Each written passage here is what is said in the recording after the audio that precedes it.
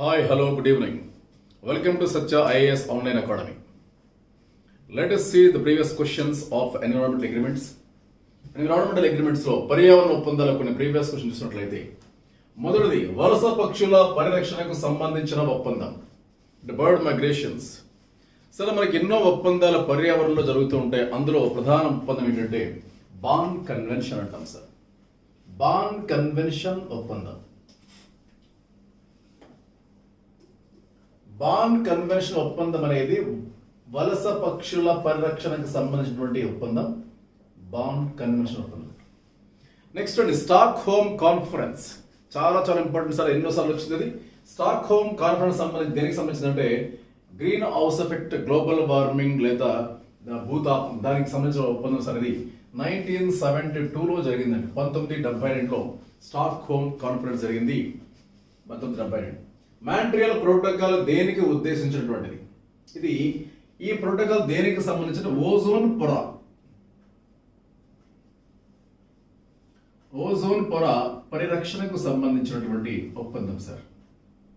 Ozone పొర పరిరక్షణకు సంబంధించినటువంటి ఒప్పందం మాంట్రియల్ ప్రోటోకాల్. Montreal protocol. ఈ మూడు కూడా ఒకటి ఎగ్జామ్ పెట్టలేదు సార్, ప్రీవియస్ క్వశ్చన్ పేపర్లో చెప్పుకోవచ్చు. Right sir. మరి పర్యావరణ ఒప్పందం చూసినట్టు దీనికంటే మనం ప్రీవియస్ క్లాస్లో కొంత సిలబస్ ఉండిపోయిందంటే చూద్దాం ఒకసారిగా. జీవ వైవిధ్యం సంరక్షణ టాపిక్లో IUCN సంస్థపై చెప్పుకున్నాం sir. IUCN international union for conservation of nature and natural resources, Switzerland Geneva gland సిటీలో ఉంది సార్. అది IUCN వాళ్ళు విలుప్త జీవులను అంటే అంతరించిపోయిన జీవతులను గుర్తించే పుస్తకం ముద్రిస్తారు. దాని పేరు రెడ్ డేటా అని చెప్పుకున్నాం సార్. అయితే ప్రపంచవ్యాప్తంగా ప్రమాదాన్ని ఎదుర్కొంటున్న జాతులను వాళ్ళు క్రింది రకాలు వర్గీకరించారు సార్.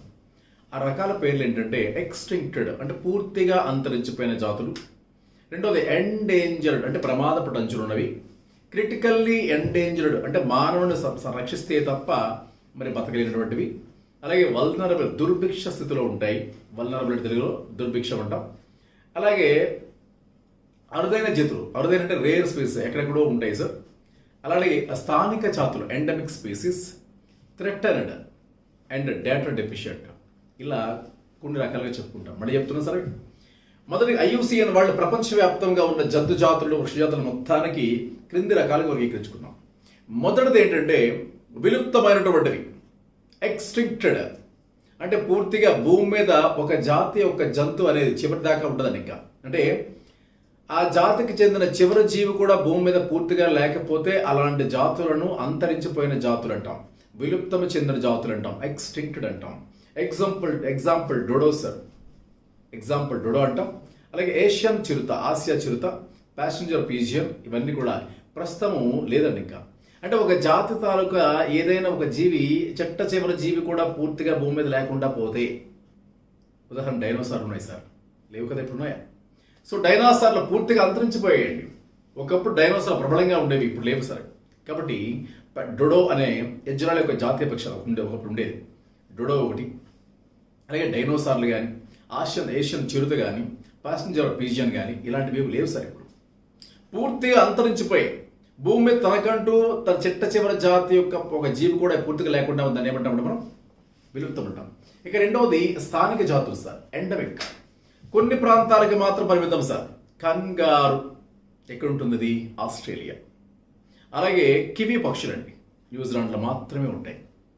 అలాగే ప్రపంచంలో అతి చిన్న పక్షి హమ్మింగ్ బర్డ్, ఇది క్యూబా, ట్రినిడాడ్ అండ్ టొబాగో మాత్రమే ఉంటాయి.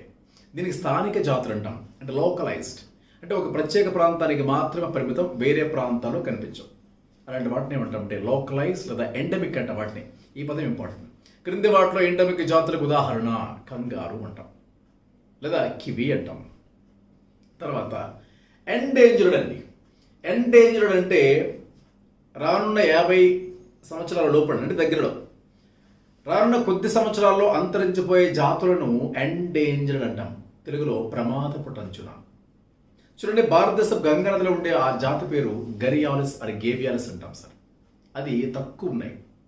అలా కేరళలో ఉండేటువంటి సింహపు తోక గల కోతులు ఉంటాయి సార్, మకావ్ అంటాం దాన్ని. కృష్ణ జింకలు కూడా, కస్తూరి మృగాలు కూడా, ఇవి ఎండేంజర్డ్. క్రిటికల్లీ ఎండేంజర్డ్ అంటే మానవుడు దాన్ని తీసుకొచ్చి సంరక్షిస్తే తప్ప మనకి బతకవు సరిగ్గా అవి. మానవుడు తన యొక్క ఆధీనంలోకి తీసుకుని సంరక్షించాలి. అంటే మానవుడు రక్షిస్తే తప్ప తనకంటూ ఇక జీవజాతులు ఉండవు, బతకలేవు అనే జీవజాతులు ఏమంటామంటే క్రిటికల్లీ అంటే మరింత ప్రమాద పంచడం ఉన్న జీవితం ఉంటామండి. మరి అరుదైన జాతులండి. ఎర్రచంద్రం ఎక్కడ ఉంటుందండి? ప్రపంచవ్యాప్తంగా ఎక్కడ ఉండదండి. అది ఒక కడప, కర్నూలు, చిత్తూరు ప్రాంతాల్లో మాత్రమే ఉంటుంది ఎర్రచంద్రం. అరుదైన జాతులు. కలివికోడి, కడప, కర్నూలు ఉండే కోడి ఉంటాయి, కలివికోడి. రాజస్థాన్లో చూడండి పెద్ద పక్షి, రాజస్థాన్ యొక్క రాష్ట్ర పక్షి పేరు గ్రేట్ ఇండియన్ బస్టర్డ్. ఇది ఎక్కడ ఉండదండి, ఆ రాష్ట్రంలో మాత్రమే ఉంటాయి. వీటిని రేర్ స్పీస్ అంటాం. చూడండి సార్, ఒకసారి మనం IUCN వాళ్ళు ప్రపంచవ్యాప్తంగా ఉన్న జీవజాతులని అంటే అంతరించిపోయే లేదా ప్రమాదాన్ని ఎదుర్కొనే IUCN వాళ్ళు జీవజాతులు అంటే ప్రమాదాన్ని ఎదుర్కొంటున్న జీవజాతులను ప్రమాదాన్ని ఎదుర్కొంటున్న జీవజాతులను క్రింది విధంగా వర్గీకరించారు. అవి ఏంటంటే చూడండి సార్, ఒకటి విలుప్తం అంటే అంతరించిపోయిన లేదా విలుప్తమైన జాతి. ఇది ఒకటి సార్. అంటే దీన్ని ఎక్స్టింక్టెడ్ అంటాం సార్ మనం, ఎక్స్టింక్టెడ్. ఇప్పుడు డైనోసార్లు అండి, రాక్షస బడులు డైనోసార్లు అంటాం. అవి పూర్తిగా లేవండి, ఇప్పుడు లేవు కదా. జురాసిక్ పార్క్ మూవీ దీని ఆధారం తీసుకున్నాం సార్, ఇప్పుడు లేవు కదా. అలాగే ఇజ్రాయెల్ జాతీయ పక్షి డోడో సార్, అది కూడా లేదండి. ఆ ఏషియన్ లైన్ అంటాం, ఆసియా చిరుత, ఇది కూడా లేవండి, పూర్తిగా అంతరించిపోయాయి. అంటే ఒక జాతికి చెందిన జీవి భూమి మీద ఒక్కటి కూడా లేకుండా ఉంటే దాన్ని ఏమంటామంటే అలా చెప్పుకుంటాం. అలాగే ప్యాసింజర్ పీజియన్,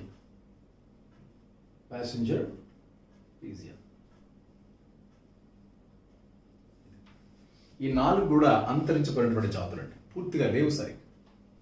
క్లియర్. ఎండేంజర్డ్, రెండవది ఎండేంజర్డ్ అంటే ప్రమాదపుటంచున.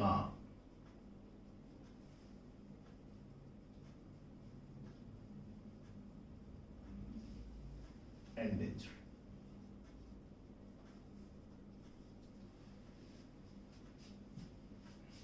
రానున్న కొద్ది సంవత్సరాల్లో అంతరించిపోయే అవకాశం ఉన్న జాతులండి. రానున్న కొద్ది సంవత్సరాల్లో అంతరించిపోయేటువంటి జాతులు గరియాలిస్ మొసళ్ళు. సరే, భారతదేశ గంగా నదిలో ఉండేటువంటి ఆ మొసలి జాతి పేరు వేశారు ఇండియన్ గ్యాంగ్జాటిక్ క్రొకడైల్ అంటాం, గరియాలిస్. దీనికే మరొక పేరు గేవియాలిస్ అని కూడా అంటాం సార్. సార్ గరియాలిస్ అన్న గేవియాలిస్ అన్న ఒకటే సార్. అలాగే సింహపు తోక గల కూతురు అంటే మకావ్ అండి, మకావ్ కూతురు, ఇవి కేరళలో ఉంటాయి సార్. ఇవి దీని ప్రత్యేకత ఏంటంటే సింహపు తోక గల కూతురు, ఇది కూడా. అలాగే కృష్ణ జింక కస్తూరి మృగం, కృష్ణ జింక కస్తూరి మృగం. సరే, ఇవేంటంటే ఇవి ఎండేంజర్డ్ లేదా ప్రమాదపుటంచినటువంటి అంటే రానున్న కొద్ది సంవత్సరాలలో అంతరించిపోయే అవకాశం ఉన్నటువంటి జాతులు సార్. ఇవి ఎండేంజర్డ్ అంటాం. Critically endangered, critically endangered.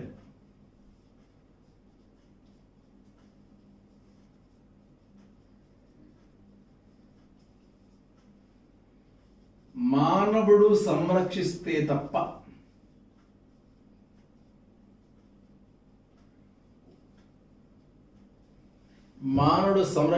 తప్ప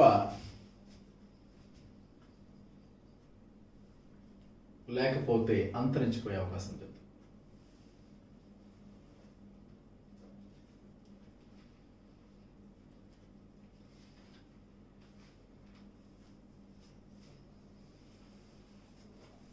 లేకపోతే అంతరించిపోయే అవకాశం ఉన్న జాతులు అంటాం దీనే సార్. అయితే క్రిటికల్లీ ఎండేంజర్డ్ అంటే అట్మోస్ట్ అంతరించిపోయే స్థాయికి వచ్చినాయి, వాటిని మనం తీసుకుని జూ పార్కుల్లో పెట్టి మనం కాపాడాలి వాటిని. అంటే మానవుడి సంరక్షణలో మాత్రం బతకగలుగుతాయి, లేదని బతకలేము ఇంకా. సో ఇలా దానికి ఎగ్జాంపుల్ ఏం చెప్పుకుంటామంటే critically endangered Indian rhino sir. Rhinoceros, దీన్నే ఒంటె కొమ్ము ఖడ్గమృగం సింగిల్ హార్న్ అంటాం సార్. సరే, ఒంటె కొమ్ము కోసం, ఈ కొమ్ము కోసం వేలాడదు, ఎక్కువ మంది వేటాడతారు సార్ వీటిని. ఒంటె కొమ్ము ఖడ్గమృగం, ఇండియన్ రైనో పిలుస్తారు దీన్ని. అలాగే ఇండియన్ వైల్డ్ క్రాస్ అంటాం. అలాగే గుడ్ల గోబ, పిగ్మీ హాగ్ అంటాం. పిగ్మీ హాగ్ చిన్న పంది కుక్కలా ఉంటాయి సార్. ఇవి చిన్న పందులు, వాసన జలాలు, అడవి పందులు చిన్న పందులా ఉంటాయి. అంటే ఎలుగుకి ఎక్కువ, పందికి తక్కువ అట్టే ఉంటాయి. పంది కుక్కకి ఎక్కువ, పందికి తక్కువ అట్లా ఉంటాయి. పిగ్మీ హాగ్ ఇది ఇంపార్టెంట్ సార్. అలాగే అడవి గుడ్ల గూబ, అడవి గుడ్ల గూబ. సో ఇట్లా దీనికి సంబంధించి క్రిటికల్లీ ఎండేంజర్డ్ స్పీస్ అనేది దీనికి సంబంధించినటువంటి ఇంపార్టెంట్ సార్. అంతరించిపోయిన, ఎండేంజర్డ్, క్రిటికల్లీ ఎండేంజర్డ్, ఈ మూడు ఇంపార్టెంట్ సార్. అలాగే అరుదైన జాతులు అండి, అరుదైన జాతులు, ఎండమిక్ జాతులు కూడా ఇంపార్టెంట్ సార్. అరుదైన జాతులు అంటే ఎర్రచందనం మొక్కండి, కేవలం కడప, కర్నూలు ఉంటే ఇది విదేశాలకు ఎగుమతి చేస్తుంటారు, స్మగ్లింగ్ గురవుతూ ఉంటుంది ఎక్కువగా చెప్పాలంటే. రేర్ స్పీసీస్ అండి, అంటే ఎక్కడో కానీ ఇవి కనపడవు. రేర్ స్పీసీస్, అరుదైన జాతులు, తెలుగులో అరుదైన జాతులు అంటాం. ఎర్రచందనం ఇది ఆంధ్రప్రదేశ్లో కడప, కర్నూలు, చిత్తూరు అలా ఈ ప్రాంతాలు ఎక్కువగా ఉంటాయి సార్. ఎర్రచందనం ఇది అరుదైన జాతి. అలాగే రాజస్థాన్ ఉన్నటువంటి గ్రేట్ ఇండియన్ బస్టర్డ్, రాజస్థాన్ రాష్ట్ర పక్షి కూడా ఇదే సార్. ఆంధ్రప్రదేశ్కి, తెలంగాణకు, ఒడిశా అనుకుంటా, ఒడిశా, ఈ మూడు రాష్ట్రాలకి రాష్ట్ర పక్షి ఏంటంటే బ్లూ జే, ఇండియన్ రోలర్ అంటాం సార్, పాలపిట్ట. మూడు రాష్ట్రాలు కంబైన్డ్గా ఉంటుంది సార్. ఇది రాజస్థాన్ యొక్క రాష్ట్ర పక్షి అని చెప్పుకుంటాం సార్. రాజస్థాన్ యొక్క రాష్ట్ర పక్షి. తెలంగాణ యొక్క రాష్ట్ర పక్షి బ్లూ జే సార్, ఇండియన్ రోలర్ అంటాం, పాలపిట్ట. సేమ్ ఏపీ కూడా అదే సార్, బ్లూ జే, ఇండియన్ రోలర్, పాలపిట్ట అంటాం. నెక్స్ట్ ఇదే కాకుండా కలివికోడి సార్, ఇది కడప, కర్నూలు ఉంటుందండి. కలివికోడి కడప, కర్నూలులో మాత్రమే దొరుకుతుంది కలివికోడి.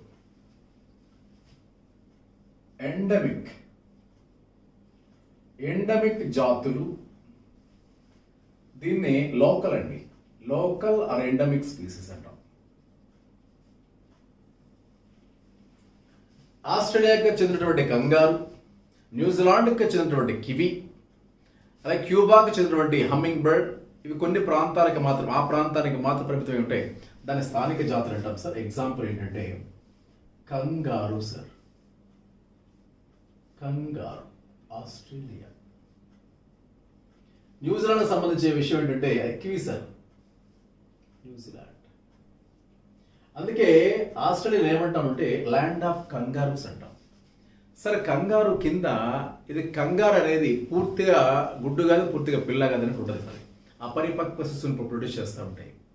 అంటే దాని యొక్క గర్భం కింద మార్సూపియల్ సంచి ఉంటుంది. ఆ సంచిలో పూర్తిగా డెవలప్ కానీ బేబీ ఉంటుంది. ఎవరు లేనప్పుడు బయటకు వచ్చి ఆడుకుంటుంది, తిరుగుతూ ఉంటుంది. ఏదైనా యానిమల్ చూడగానే మళ్ళీ ఆ బ్యాగ్లోకి వెళ్ళిపోయి తన ఫేస్ బయటకు చూస్తూ ఉంటుంది. దాన్ని ఏమంటాం, ఆ బ్యాగ్ని ఏమంటామంటే మార్సూపియం అంటాం. అందుకే ఆస్ట్రేలియా ఏమంటామంటే ల్యాండ్ ఆఫ్ మార్సూపియల్స్ అంటాం. అంటే పౌచ్ లాంటిది ల్యాండ్ ఆఫ్ మార్సూపియం. అంటే ఏంటి, ఆ పొట్ట కింద బ్యాగ్ లాంటి పార్ట్ని ఏమంటాం, మార్సూపియం అంటాం కంగారుకి. అందుకే ఆస్ట్రేలియా ల్యాండ్ ఆఫ్ మార్సూపియల్స్ అంటారు, మార్సూపియల్స్. అలాగే కంగార్స్ ఉంటాయి, ల్యాండ్ ఆఫ్ కంగార్స్ అంటాం. అక్కడ ఉండే షీప్కి బొచ్చు పుష్కలంగా ఉంటుంది, దాని నుంచి మనకి కమర్షియల్ వాల్యూస్ ఉంటాయి. అందుకే ల్యాండ్ ఆఫ్ గోల్డెన్ ఫ్లీస్ అంటాం ఆస్ట్రేలియా, బంగారు ఉన్ని దేశం. ల్యాండ్ ఆఫ్ గోల్డెన్ ఫ్లీస్ అంటాం, ల్యాండ్ ఆఫ్ కంగారూస్ అంటాం, ల్యాండ్ ఆఫ్ మార్సుపియల్స్ అంటాం, దీనికి ఆస్ట్రేలియా. న్యూజిలాండ్లో ఉన్నటువంటి కివి, ఇది రెక్కలు లేని పక్షి అండి. కివి రెక్కలు ఉండవు. సరే, సాధారణంగా పక్షులు వాసన చూడవండి, కానీ వాసనలు చూసే ఏకైక పక్షి, the only bird that having smelling sense. వాసనలు చూసే ఏకైక పక్షి కివి సార్. న్యూజిలాండ్ రెక్కలు లేని పక్షి అండి కివి. అందుకే వాళ్ళు న్యూజిలాండ్ వాళ్ళని కివీస్ అని పిలుస్తారు, సిటిజన్స్ని. దానికి కారణం ఇదే సార్. ఆస్ట్రేలియా, న్యూజిలాండ్ ఇవన్నీ కూడా సరే సార్. మరి తర్వాత వల్నరబుల్ చెప్తాం. వల్నరబుల్ అంటే దుర్భిక్షం సార్, దుర్భిక్ష స్థితి. ఇది కూడా రాబోయే అతి కొద్ది సంవత్సరాల్లో అంతరించిపోబోతున్న జాతి అంటాం సార్. వల్నరబుల్ అంటే దుర్భిక్ష స్థితి. స్పారోస్, పిచ్చుకలు ఉన్నాయి సార్, ఎక్కడెక్కడో అడవుల్లో కనిపిస్తాయి, కొన్ని విలేజ్లు ఎక్కడో కనిపిస్తాయి, మారుమూల ప్రాంతం కనిపిస్తున్నాయి. కానీ ఒకప్పుడు అయితే ప్రతి విలేజ్ కనిపిస్తూ ఉంటాయి స్పారోస్, పిచ్చుకలు అనేవి అరుదుగా ఉంటున్నాయి. అంటే రాబోయే కొద్ది సంవత్సరాల్లో స్పారో, రాబోయే కొద్ది సంవత్సరాలు అంతరించిపోయేటువంటి కొన్ని జాతులు ఉంటాయి సార్, అలాంటి చెప్పుకోవచ్చు. మరి థ్రెటన్డ్ అంటే ఏంటి? థ్రెటన్డ్ అంటారు సార్. సార్ థ్రెటన్డ్ అంటే ఇది ఎండేంజర్డ్, క్రిటికల్లీ ఎండేంజర్డ్, వల్నరబుల్, ఈ మూడింటిని కలిపి థ్రెటన్డ్ అంటాం సార్. అంటే ఎండేంజర్డ్, క్రిటికల్లీ ఎండేంజర్డ్, వల్నరబుల్, ఈ మూడింటిని కలిపి మనం థ్రెటన్డ్ అంటాం. అంటే ప్రమాదపడుతున్నవి. అంటే ఈ మూడు కూడా దగ్గర దగ్గర అంతరించే అవకాశం ఉంది. థ్రెట్ అంటే ప్రమాదం అండి. థ్రెట్ అంటే ప్రమాదం. అందుకే ఎండేంజర్డ్ స్పీసెస్ని, క్రిటికల్లీ ఎండేంజర్డ్ స్పీసెస్ని, అలాగే వల్నరబుల్, ఈ మూడింటిని కలిపి థ్రెటన్డ్ స్పీసెస్ అంటామండి. ప్రమాదాన్ని అత్యంత త్వరగా ప్రమాదాన్ని ఎదుర్కొంటున్న జాతులు చెప్పుకుంటాము. సో ఈ మూడింటిని చెప్పుకుంటాం సార్. తర్వాత మరి IUCN వాళ్ళకి చెప్పుకున్న బయోస్పియర్ రిజర్వ్ చెప్పుకుని గుర్తుందా మీకు సార్? బయోస్పియర్ రిజర్వ్ సాధారణంగా భారత్లో 18 ఉన్నాయి, అందులో 12 ఏమో లిస్ట్ అవుట్ చేశారు యునెస్కో వాళ్ళ దగ్గర. అయితే బయోస్పియర్ రిజర్వ్లో 3 ప్రాంతాలు ఉంటాయండి. వాటిని ఏమంటామంటే కోర్, బఫర్, ట్రాన్సిషన్ అంటాము. కోర్ అంటాం, బఫర్ అంటాం, ట్రాన్సిషన్ అంటాం. అంటే ఏం లేదు సార్, బయోస్పియర్ రిజర్వ్ ఉన్న ప్రాంతంలో మధ్యలో ఉండే ప్రాంతాన్ని కేవలం వన్యమృగాలకు మాత్రమే ఉంటాయి అక్కడ. అందులోకి మనుషులు ఎలా చేయరు, కలపను సేకరించడం కానీ లేకపోతే రీసెర్చ్ ఫెలోస్ అంటే పరిశోధకులు కానీ ఎలా చేయరండి. ఈ కోర్ అంటే బయోస్పియర్ రిజర్వ్లో మధ్య భాగాన్ని ఏమంటాం కోర్ ప్రాంతం అంటాం. కేవలం వన్యమృగాలు మాత్రమే ఉంటాయి. కోర్ మధ్య తర్వాత ప్రాంతాన్ని బఫర్ అంటాం సార్. బఫర్ ప్రాంతంలో అక్కడ ఉండే ఆదిమవాసికి ఎలా ఉంటుంది, వాళ్ళకి అవగాహన ఉంటుంది కాబట్టి వాళ్ళకి ఎలా ఉంటుంది, అలాగే పరిశోధనకి ఎలా ఉంటుంది సార్, వాళ్ళకి 2 అవకాశాలు మాత్రం ఉంటాయి. ఇది బఫర్. ట్రాన్సిషన్ అంటే అందరూ చూడొచ్చు ఇక్కడ, టూరిజం స్పాట్ అండి. అంటే పరివర్తన మండలం ఉంటాం దీంట్లో. పరివర్తన మండలంలో ఇది టూరిజం ఉంటుంది, అలాగే కలప సేకరించుకోవచ్చు, వ్యవసాయం పశువులు మేపుకోవచ్చు, ఇవన్నీ ఉంటాయి. అది దాన్ని ట్రాన్సిషన్ లేదా పరివర్తన మండలం అంటాం. అంటే బయోస్పియర్ రిజర్వ్ని 3 ప్రాంతాలుగా వర్గీకరిస్తారు. అందులో మొదటి దాన్ని కోర్ అంటాం, దాని తర్వాత భాగాన్ని బఫర్ అంటాం, 3వ ప్రాంతాన్ని ట్రాన్సిషన్ లేదా పరివర్తన మండలం అంటాం సార్. ఇది సెంటర్ పార్ట్ అండి. దీన్ని కోర్ అంటాం. దీని తర్వాత ఉండే ప్రాంతాన్ని ఏమంటాం మనం బఫర్ అంటాం. బఫర్. దీని తర్వాత ఉండే ప్రాంతాన్ని ఏమంటామంటే మనం పరివర్తన మండలం అంటాం సార్. పరివర్తన మండలం అంటే ఏంటి సార్? బయోస్పియర్ రిజర్వ్లో 3 ప్రాంతాలు ఉన్నాయి, core and buffer and transition.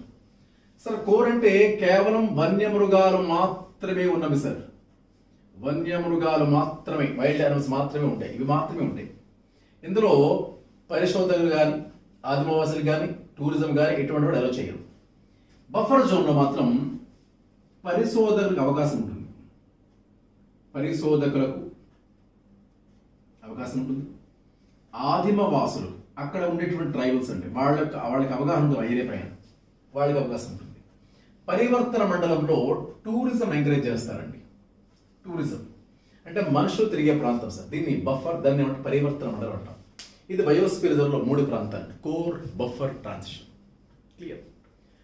సరే సార్, చివరిగా మనం ఈ టాపిక్ పేరు చూసుకున్నాం, పర్యావరణ ఒప్పందాలండి, అగ్రిమెంట్స్. సరే, పర్యావరణ ఒప్పందాల పేరు ఓవరాల్ చూసుకుంటే యునెస్కో మ్యాప్ అంటాం, ఎంఏబి, మ్యాన్ అండ్ బయోస్పియర్. ఇక రెండవది Montreal protocol, Basel convention, Bonn convention, sites అంటాం, సిఐటిఎస్. అంటే అంతర్జాతీయ, అంటే వివిధ దేశాల మధ్య, దేశంలో వివిధ ప్రాంతాల మధ్య జంతువుల, మొక్కల అక్రమ రవాణా నిర్వహించే ఒప్పందం, అది సైట్స్ అంటాం, sites. Basel convention, Bonn convention, అలాగే యునెస్కో మ్యాప్ అంటాం, మాంట్రియల్ ప్రోటోకాల్ అంటాం, క్యోటో ప్రోటోకాల్ ఉన్నాయి. ఇవన్నీ కూడా పర్యావరణ ఒప్పందం చెప్పుకుంటాం. అలాగే రామ్సేర్ కన్వెన్షన్ అంటాం సార్. రామ్సేర్ ప్రపంచ చిత్తడి నేలల దినోత్సవం ఫిబ్రవరి 2 అండి. దానికి సంబంధించినది రామ్సేర్ ఒప్పందం. సైట్స్ అంటే అక్రమ రవాణా నిరోధిస్తుంది. జంతువులు కానీ మొక్కలు కానీ అక్రమ రవాణా, ఎర్రచందనం ఉంది రవాణా చేయరాదు, ఏనుగు దంతాలు రవాణా చేయరాదు, పులి చర్మం అక్రమ రవాణా చేయరాదు. అలాంటి వాటిని నిరోధించడానికి కావాల్సిన ఒప్పందం పేరు సైట్స్ అంటాం, CITES. Convention on international trade to prevention of flora and fauna. చూద్దాం, అది సైట్స్, సిఐటిఎస్ అంటాం, అంటే ఎక్స్పోర్ట్ స్పీస్ అంటాం, ఎక్స్పోర్టెడ్ స్పీస్ అంటాం. సైట్స్ అంటాం, రామ్సేర్ అంటాం, యునెస్కో మ్యాప్ అంటాం, బాసెల్ కన్వెన్షన్, బాన్ కన్వెన్షన్, అలాగే స్టాక్హోమ్ కన్వెన్షన్, సిబిడి. ఇవన్నీ కూడా పర్యావరణ ఒప్పందాలు అంటాం సార్. మొదటిగా యునెస్కో మ్యాప్ అండి. UNESCO map, man and biosphere. పర్యావరణ ఒప్పందాల్లో మొదటిది ఏంటి సార్ అంటే యునెస్కో మ్యాప్ అండి. మ్యాప్ సార్, మ్యాప్ అంటే man and biosphere, man and biosphere. ఇది మొట్టమొదటి ఒప్పందం సార్, యునెస్కో మ్యాప్ అంటాం. సార్ 1971లో ఈ కార్యక్రమం ఎప్పుడు స్టార్ట్ చేశారంటే, ప్రారంభించిన సంవత్సరం ఎప్పుడంటే 1971 సార్. ప్రారంభించినది 1971. ఈ ప్రధాన ఉద్దేశం ఏంటి? ఈ పథకం యొక్క ప్రధాన ఉద్దేశం ఏంటంటే, ప్రధాన ఉద్దేశం బయోస్పియర్ రిజర్వ్ సంరక్షణ. బయోస్పియర్ రిజర్వ్ సంరక్షణ అంటే మానవ జనాభా తన చుట్టూ ఉన్న పర్యావరణాన్ని సంరక్షించడం. జనాభా చుట్టూ ఉన్న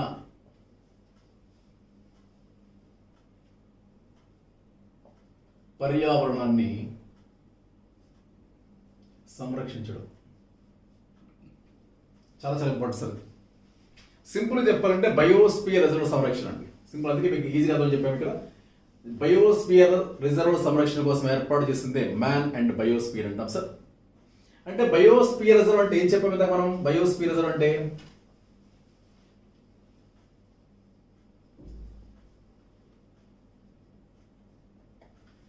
అంటే వృక్ష జంతు జాతులతో పాటుగా ఆ స్థానికుల యొక్క సాంప్రదాయాలు, ఆచారాలు, కట్టడాలు అన్ని కాపాడాలి సార్ ఇక్కడ.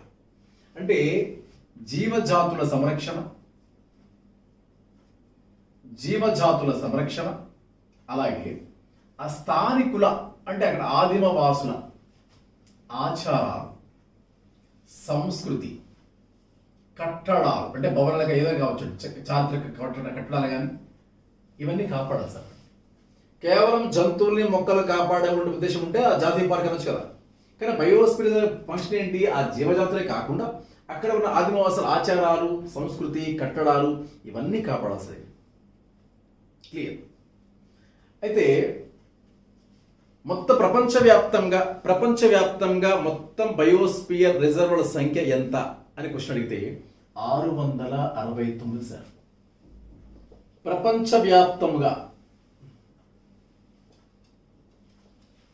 ప్రపంచవ్యాప్తంగా మొత్తం బయోస్పియర్ రిజర్వుల సంఖ్య 669. ఒక్క భారత్లో ఉన్నవే 18. అందులో యునెస్కో గుర్తించినవి సార్ 12. యునెస్కో గుర్తించినవి సార్ ఇది చాలా చాలా ఇంపార్టెంట్ సార్. ఇది యునెస్కో యొక్క మ్యాప్. చూడండి సార్, యునెస్కో మ్యాప్ అంటే మ్యాన్ అండ్ బయోస్పియర్. ఈ ప్రోగ్రామ్ స్టార్ట్ చేసిన సంవత్సరం 1971. ప్రధాన ఉద్దేశం బయోస్పియర్ రిజర్వ్ సంరక్షణ, బయోస్ప్రిజర్వ్ అంటే ప్రధాన ఉద్దేశం ఏంటి? జీవజాతులతో పాటుగా అక్కడ ఆదివాసుల సంస్కృతి, ఆచార గడ్డ సంరక్షణ. ప్రపంచవ్యాప్తంగా బయోస్ప్రిజర్వ్ సంఖ్య ఎంత అంటే 669, భారత్లో 18, 12 యునెస్కో రిస్టోర్ చేసినాయి. ఇక రెండవది సార్, ఇది రెండోది చాలా సార్లు ఇచ్చాడు సార్, ఇది ఓల్డ్ ఎగ్జామ్లో చాలా చాలా చాలా సార్లు ఇచ్చాడు. రామ్సేర్.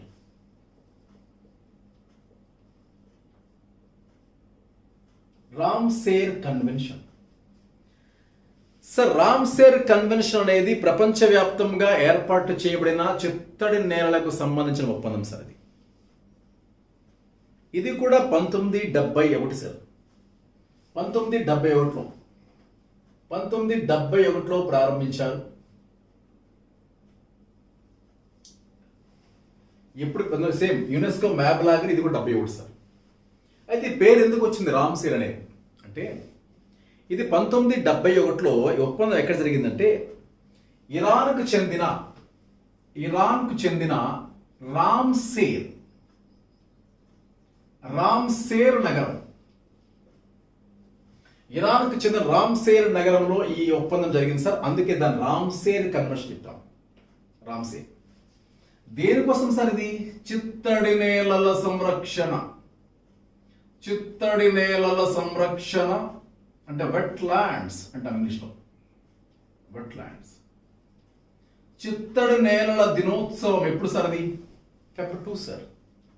February 2ని చిత్తడి నేలల దినోత్సవంగా జరుపుకుంటాం సార్. అయితే ఇంతవరకు ప్రపంచవ్యాప్తంగా మొత్తం గుర్తించ